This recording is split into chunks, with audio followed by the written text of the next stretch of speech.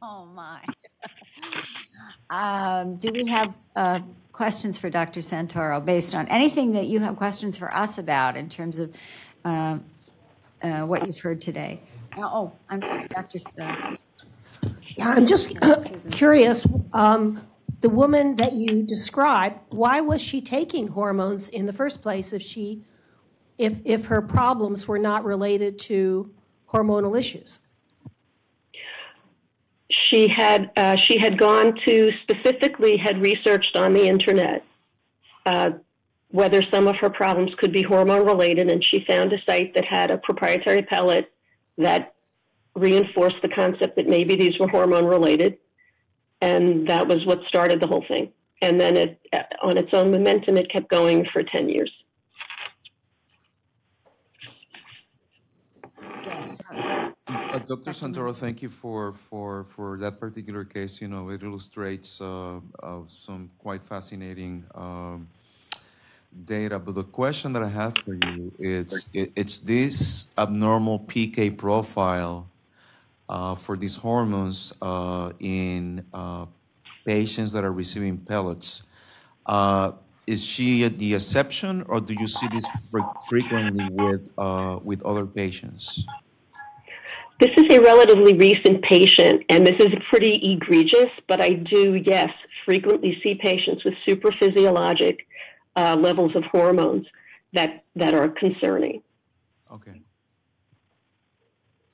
So, Dr. Santoro, back to the original question that we're asking everybody, do you see a clinical utility, unique and distinct, for using these particular compounding bioidentical hormones separate from what is already available through FDA-approved products? I do not for estradiol or for progesterone. I can almost always find an FDA-approved product that my patient can take, although I do have a rare patient with allergies who is allergic to every possible excipient, gets a skin rash, etc. And in those patients, I will judiciously use compounding in good communication with the pharmacy.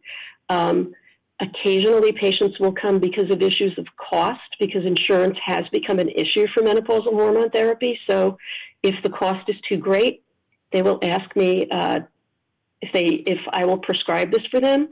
And on some patients, I will prescribe it for them, and then we follow clinical endpoints, and I follow hormone levels more closely.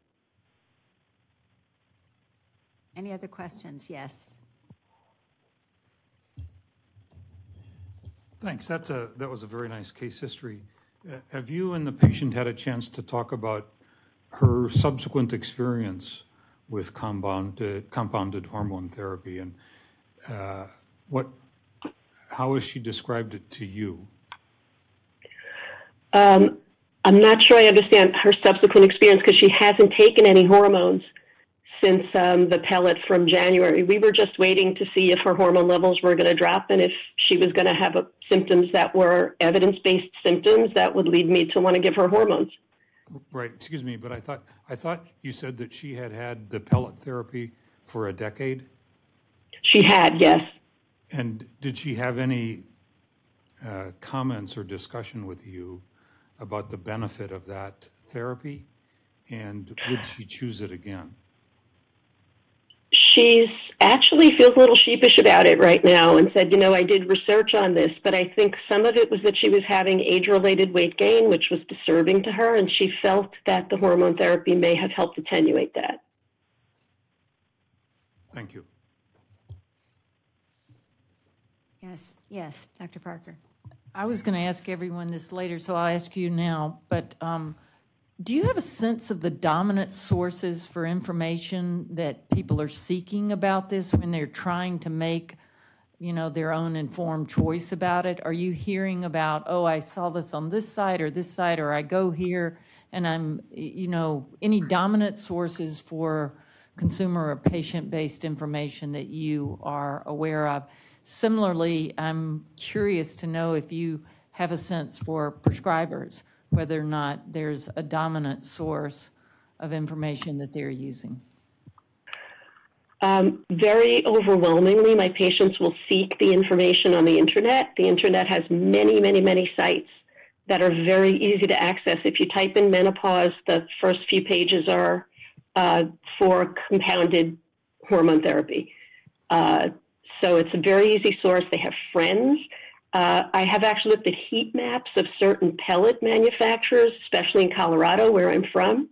And there's a very interesting and curious concentration of them in certain neighborhoods.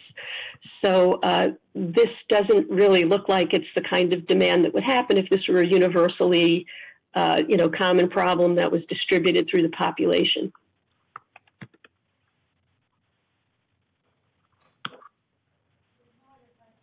Oh, I'm sorry, there is. Yeah. I'm really happy to hear about this example and the way that you followed up with that patient with doing the pharmacokinetics on the blood levels and using even an LC-MS method. So this is something not a typical physician would do, and that's why maybe we're not hearing about other cases. But and this is also was this case with a pellet, not with a cream or some of the other commonly compounded preparations that may release the drug in a better form than these pellets. In the other patients, maybe that you see with compounded, have you observed or have any other experiences that you're able to share other than this case? Yes, I would say that in general, my life experience, and there's been several decades of this, has been that with other forms, creams in particular, overdosing is much less of an issue. The pellets seem to be more associated with overdosing. Creams are more associated with underdosing. I often find patients with low hormone levels and explain, I don't think you're going to get, I think you're not getting any efficacy from this. And, that seems to be more the problem. And I have a patient who thinks she's, protecting her bone density, for example, and we're watching her bone density go down, then we check a level, it's very low. It's not effective. Thank you. Some of the members are on Zoom of our committee are not here in person. If they have any questions for the speakers, please just jump right in. And one more for Dr. Santoro, I don't know if you know the answer to this question, but I am intrigued by the fact that patients find the compounding creams cheaper than FDA prescribed preparations. Do you have any idea how much the FDA, like the estrogen patch, is? Yeah, the costs are changing, and I believe they vary by pharmacy and insurance plan, but a lot of coverage is going away for hormone therapy. So it's about $80 to $90 a month for a typical estrogen preparation. If you don't have a combination preparation, then the patient also has to pay for the progestin, which can bump the price. It doesn't double it, but it comes close to that. So it's well over $100 a month.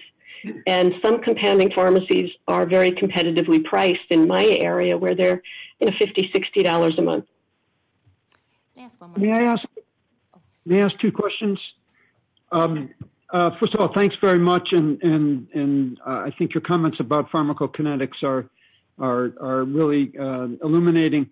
Can you answer, first of all, are there known physiologic levels for, in essence, replacement in a perimenopausal or early postmenopausal woman, and are those levels the same for all symptomatic indications like prevention of osteoporosis or potential effects on the brain?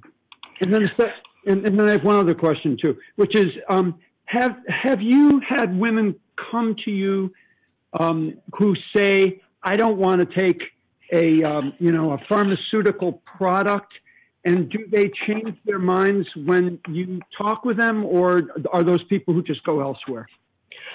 Thank you. Those are really insightful questions. Addressing levels, there's limited data. There's an ancient paper by Ken Steingold in the 1980s that used a competitive protein binding assay looking at estradiol patches, looking at reservoir patches and estradiol levels. They measured symptom relief in the ballpark of 60 to 80 pikes per mil, with a rare woman needing more than 100. But that included protein-bound hormone.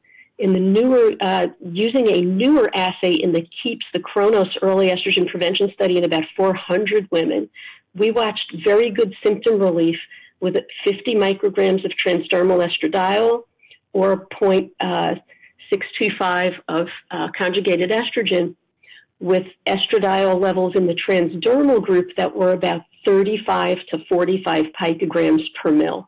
Mm-hmm. So based on that paper, that was Frank Stanzik's assay at USC. So that's a chromatography assay, but it's not a mass spec assay. We lack adequate mass spec data to be certain, but that seemed like a much more realistic ballpark for me. A lot of my practice includes migraineurs and people who are extremely persnickety about their hormone levels. So I probably do a lot more hormone measurements than anyone else. And that jives with my experience with mass spec, that around 35 to 45, we have a comfortable patient. Occasional women will need more.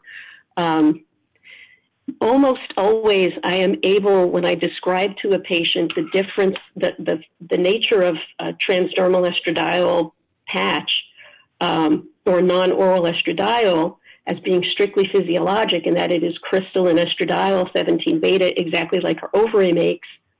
I am able then to have the patient switch to an FDA-approved preparation. So that's usually my experience. I do have some patients who, no matter what, want to stick with what they've got, and some will go elsewhere. I'm going to have to interrupt, and we're going to have to move on. So, Dr. Santoro, I just want to thank you very much and for being with us on your vacation. Okay, thank you. Thank you.